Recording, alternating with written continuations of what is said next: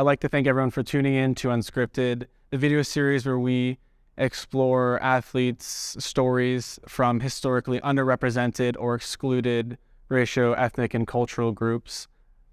Today we have two members of the LGBT community who are also happen to be swimmers. So we have Zach, and who is a former swimmer, and we have Jenna, who is a current swimmer here at McGill. And as always, my name is Patrick. I'm the VP of Equity, Diversity, and Inclusion on the McGill Varsity Council, and this is Unscripted.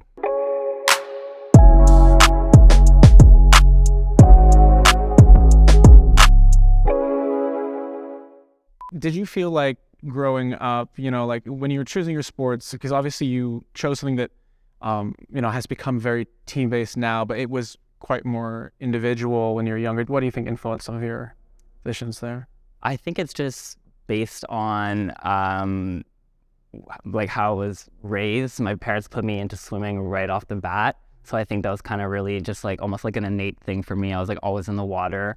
What I liked about swimming is I like to put a lot of pressure on myself and a lot of goal setting for myself. So I think that's something that swimming gave me the opportunity to do.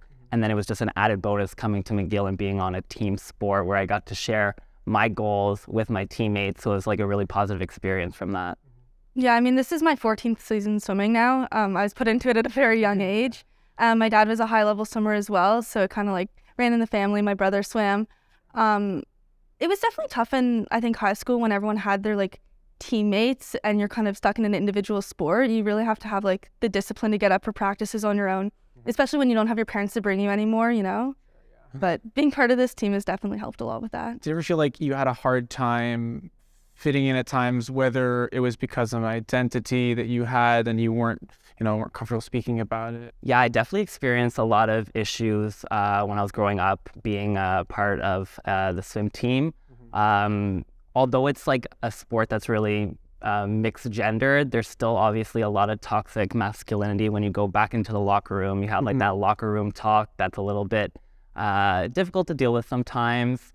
So I definitely had some like microaggressions towards me or using like terms as like gay as like an insult or thinking that I was less than my fellow athletes just because I was gay. And even though I wasn't out at the time because I was much younger and I didn't feel as though it was the right time for me, it's still something that is a little bit, it's like the elephant in the room. And even if you're not representing yourself as gay or lesbian or bi, people will still label you that way if you're acting in a certain way. And so like even though I wasn't out at the time, I was still getting those microaggressions and still feeling that I was like less than other people. So it was a little bit difficult, honestly. Yeah, I don't really think that I personally experienced any of that, but I would see it a lot with the guys on our team. I think it's a lot more prominent in men's sports, and just hearing them use gay as an insult and just throw that word around, especially with swimmers, like other sports would kind of, they're walking around in Speedos, those guys are so gay, and you just, it makes you kind of like scared to come out to people or talk to people about this stuff, because if you're hearing other people talk about this, what are they going to say about you behind your back sort of thing. So I think that definitely impacted me a lot. I've seen that first, just because it's unfortunate, it permeates through sport at every level and every sport. So I've seen that. And that's another thing too, like piggybacking off of that is a lot of people call it a lifestyle or a choice. And that's a very like negative microaggression that a lot of people have is like, if I had the choice, I wouldn't want to segregate myself like the way that being part of the community is. But at the same time, I want to be proud of who I am. So having people think that it's still a lifestyle or choice is definitely a real negative that we experience a lot. Just comments like, oh, I hate men. I wish I could like women like you. And I'm like, yeah, I wish I could just choose my lifestyle. Like, yeah, it's not so much a joke for us and the things that you have to go through on a daily basis. What were your experiences like with the first time coming out to your teammates or people in your life? Because obviously that's a huge thing, because it's something you've had just to yourself and maybe close friends, but then having like coming out to everyone. What was sort of experience? It's whenever I talk about the idea of coming out, it's kind of a funny thing for me, because it's something that I've always known, like ever since I was 4 or 5, I'd known that I was gay, but it was never something that I really wanted to like come forward and say.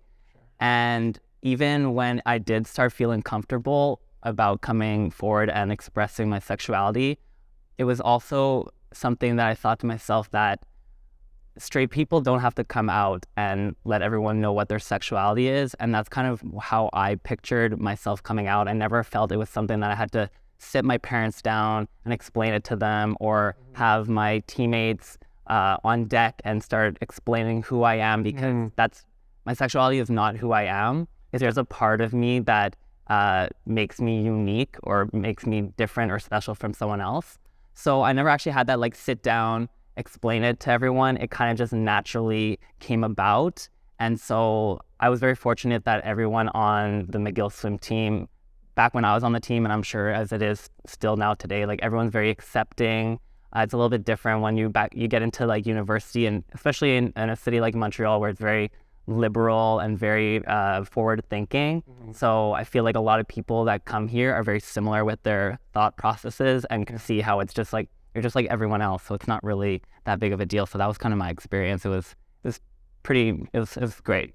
And on that note, like if people are like opening up to you about this stuff and maybe they haven't told other people, it's really important to not be spreading that around. People will come out to others as they're ready for it.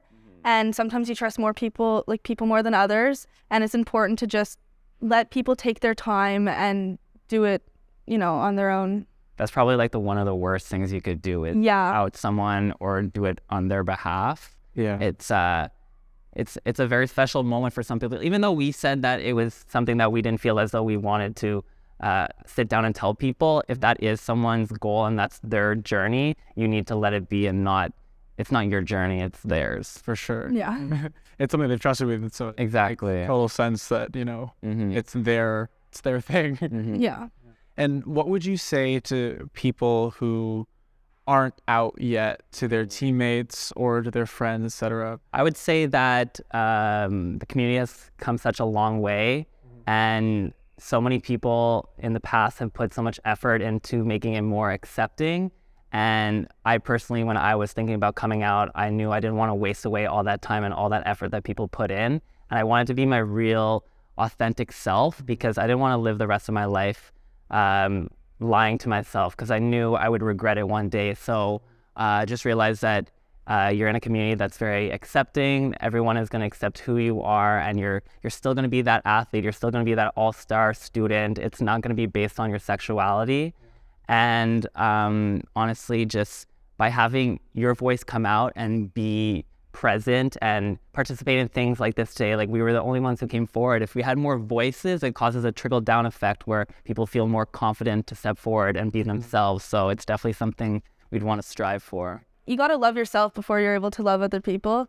And just openly talking about it is definitely a very good first step, but it's definitely tough. Yeah. Given the supports we have and like what your experience has been so far, what do you think that we, McGill Athletics, McGill community, and people in general can improve on? I think just opening up the conversation like we're doing now is a really good first step. It's a big deal to just get people talking about it and just normalize it, because I think, in my opinion, we shouldn't have to live in a world where we need to come out to everybody. Like, you're pretty much just saying who you're attracted to. I don't think that needs to be something that we really label ourselves as. I think also, not necessarily just specific to McGill, but I think especially within Canada, not to necessarily think that because we have it so good here, it means that it's not as good everywhere else in the world. I think one of the big wake-up calls for me were the mass shootings that were happening in gay clubs. Just because we're comfortable in Canada and that we have the safety net of being here, it doesn't mean that that's where the conversation stops. So I think we have to look at it in a broad lens as well. Another thing that I think that's really great that we're doing now for everyone is also, most people have their pronouns in their email signatures now, which I think is really nice because no one wants to offend anyone by saying the wrong thing, and I personally think it kind of helps, and it also makes it much more open for people who might be anxious saying their pronouns to feel more comfortable, like saying them, if they want to. For sure. And I know on some of the rosters we have, if someone goes by she, her, they, them, and if you feel comfortable in your setting competing, you're going to be a way better athlete. If you feel as though you don't feel like you belong or you don't fit in, that's going to take a toll on your athletic experience. So I think like it's definitely a really important aspect of it. Yeah, I couldn't agree more. And I'd like to thank you both for being here today to share your experiences. I feel like I've learned so much, and we've really started a positive conversation to share with all the athletes and the McGill community. So thank you both very much. Thank you for having me. Thank you so much.